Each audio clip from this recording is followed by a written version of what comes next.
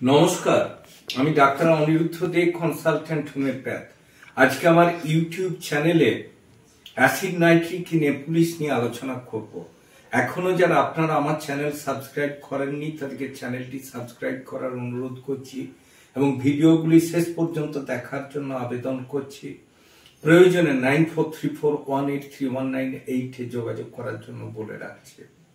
Acid nitric in এপুলিস আমাদের মুখের ভেতরে বা ঠোঁটের ওপরে, গালে যদি কোনো জায়গায় ট্রমা হয়, ট্রমার পরে সে জায়গাটা যদি ফুলে উঠে এবং সেটা যদি সাবসাইড করতে না চায়, বারবার যদি কালারেশন চেঞ্জ করে, ধরুন লাল আছে, কোনো সময় স্কিন কালার, কোনো সময় আবার নীলচে হচ্ছে এবং পরপর গ্র্যাজুয়ালি যদি সাইজে বাড়তে থাকে, মুখের অস্বস্তির জন্য আমরা ব্রাশ করতে গেলে সেখানে আঘাত পাই।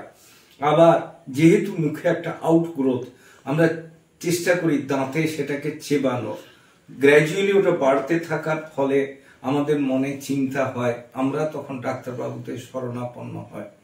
সেক্ষেত্রে ওনারা দেখে ডায়াগনোসিস করেন এটা এপুলিস।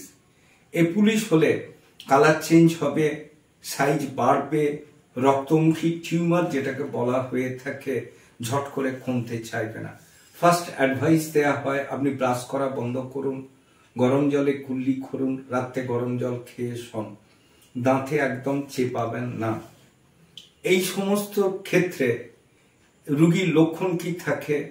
মাথায় সে কোনো কিছু নিতে পারে না, মানে মাথায় ঘোমটা দেয়া বলুন মেয়েদের ক্ষেত্রে, আর ছেলেদের ক্ষেত্রে বলুন টুপি পরা বা কিছু নেওয়া তার পক্ষে অসম্ভব।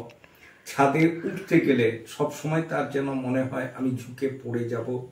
পায়খানা বসতে গেলে সে সামনের দিকে ঝুঁকে পায়খানা বসে।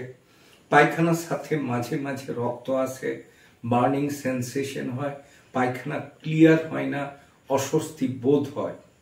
এই সব লক্ষণগুলো যদি থাকে এপুলিসের ক্ষেত্রে রুগী, সেক্ষেত্রে আমরা নির্দ্বিধায় অ্যাসিড নাইট্রিক দিয়ে কেসটাকে বের করে আনতে পারবো। তবে কি পোটেন্সি দেয়া হবে, হাই না লো, কত ইন্টারভেলে, সেগুলো কিন্তু ডাক্তারবাবু চয়েস করবেন। নিজে কখনোই এগুলো নাম জেনে, রোগের লক্ষণ জেনে নিজে ওষুধ না দিয়ে কোনো ডাক্তারবাবুকে জিজ্ঞাসা করে দেবেন। আমার চ্যানেল যদি আপনাদের ভালো লাগে অবশ্যই লাইক করুন, শেয়ার করুন, কমেন্ট করুন, সাবস্ক্রাইব করুন। প্রয়োজনে 9434183198 যোগাযোগ করুন। ভালো থাকুন, সুস্থ থাকুন।